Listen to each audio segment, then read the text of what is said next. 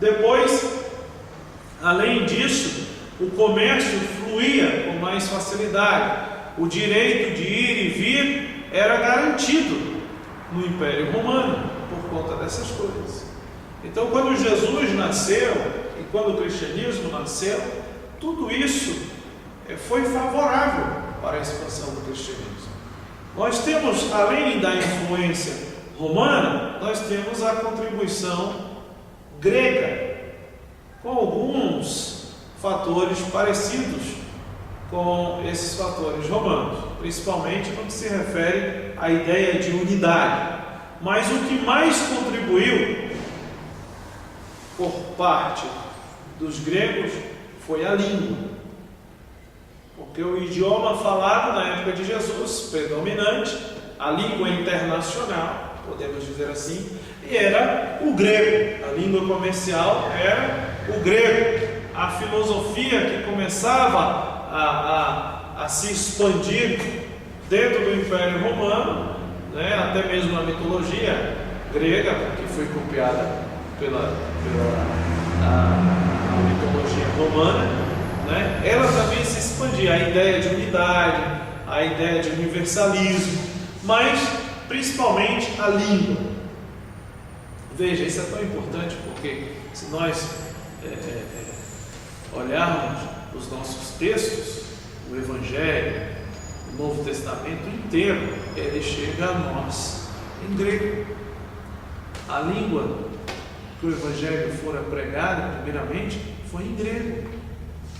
Então, o grego ali foi de suma importância. Nós temos então a influência romana, a influência grega, principalmente com a língua, mas os gregos também trazem o senso de transcendência, né? A ética e a religião, visto que a religião ela buscava o uno, o bem, a beleza, né?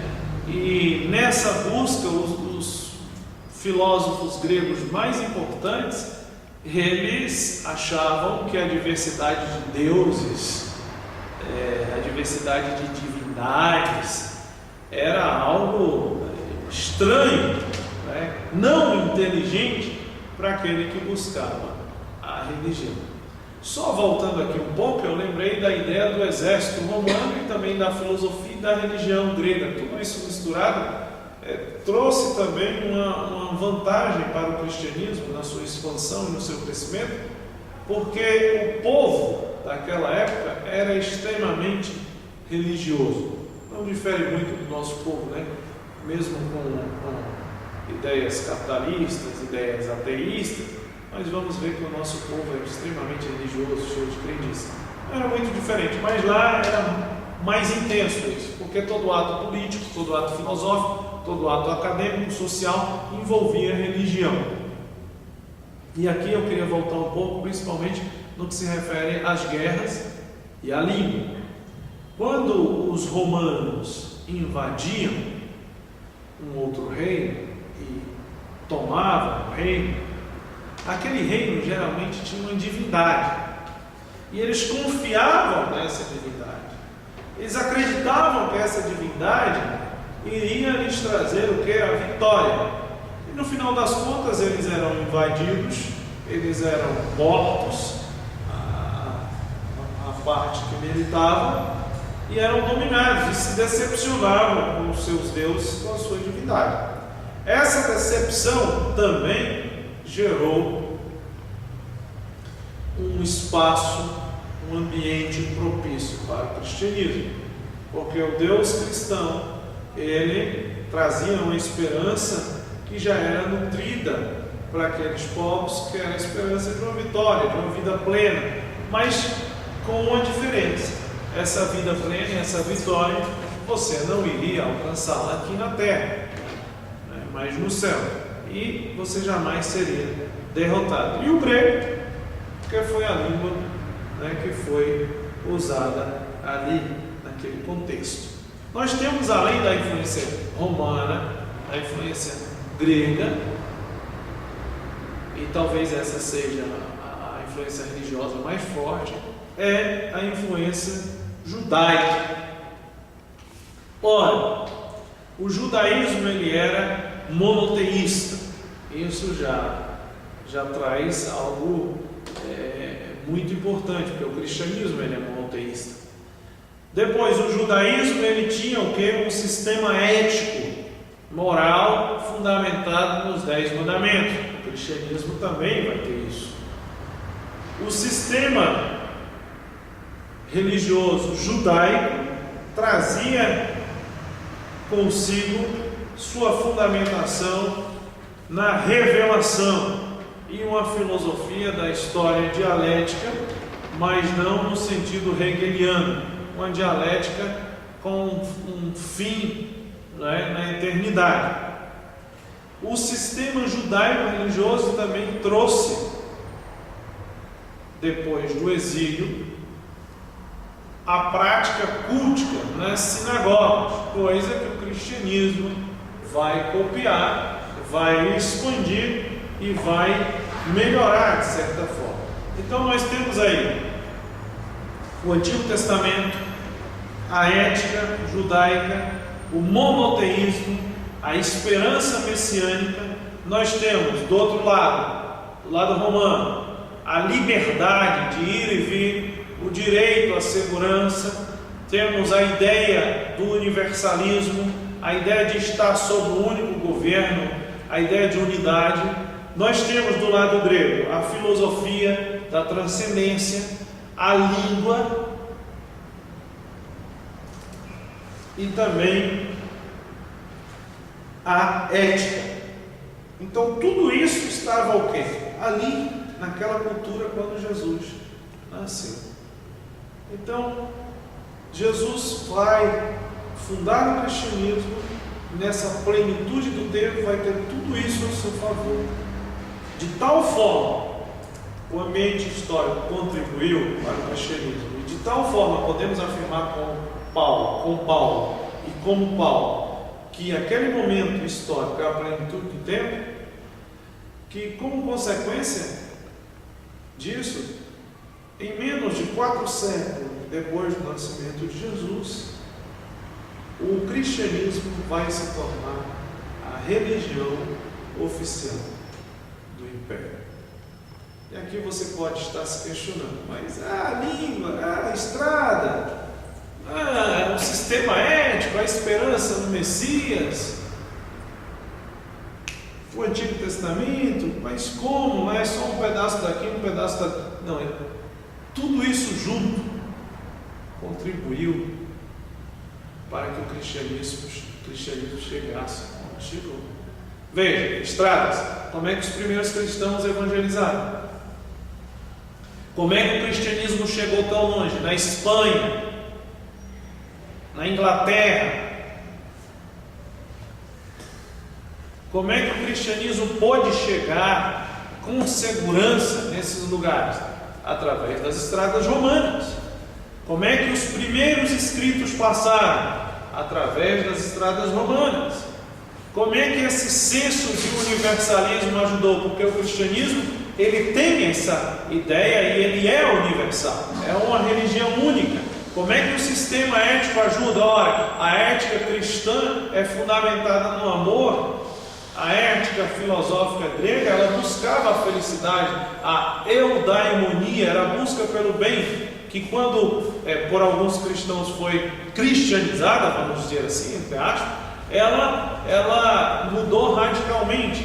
A esperança no Messias, do judaísmo, ela se cumpre em Jesus Cristo. Então nós vamos ver isso contribuir de forma muito forte. O grego, ele vai chegar na sua forma escrita nos 4 cantos do mundo até hoje. Os nossos textos principais do Evangelho são escritos em grego.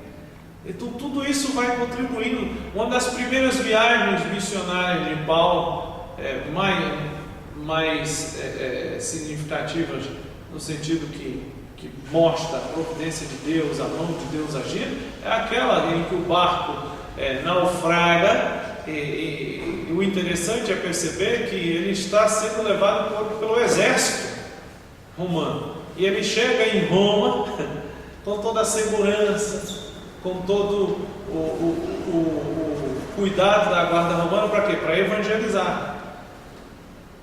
O cristianismo na Inglaterra provavelmente chegou por meio de soldados romanos convertidos. Aí você pode se questionar, os soldados se convertiam. E levavam o evangelho também nesses postos de guarda, e eram longe, né? O império era muito grande.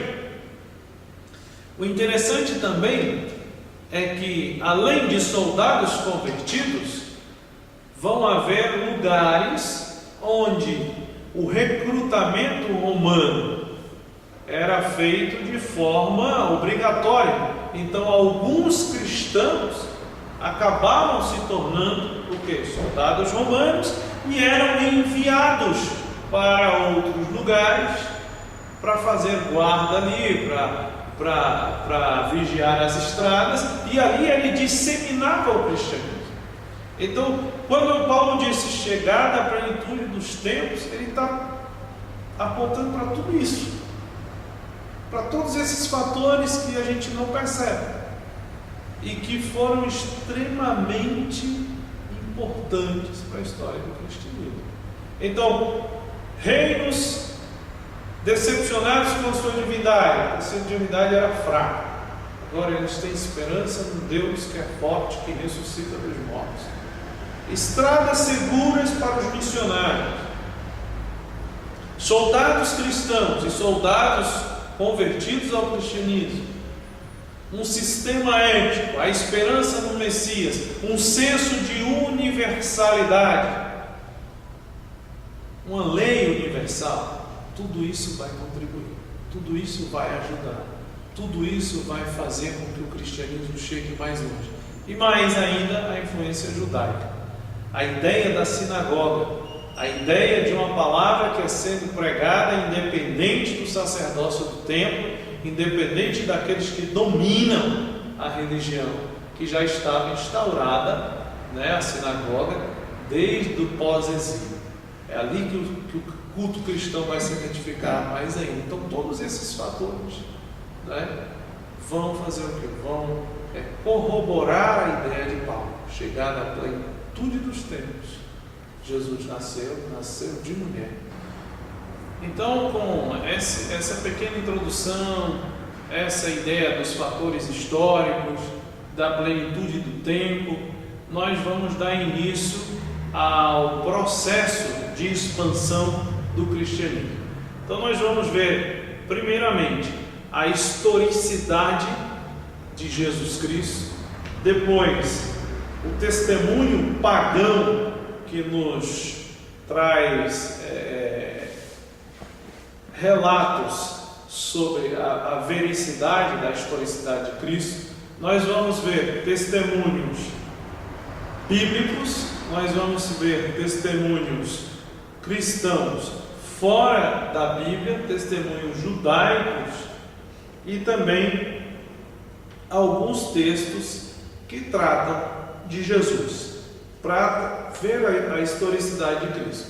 A partir disso, nós vamos ver toda a expansão da igreja, a expansão do cristianismo, como ela se deu, as primeiras comunidades, os primeiros ministros, a ideia da hierarquia, como ela se formou, as organizações, o culto, os martírios, as heresias, tudo isso nós vamos ver num segundo momento. Aqui nós passamos apenas a introdução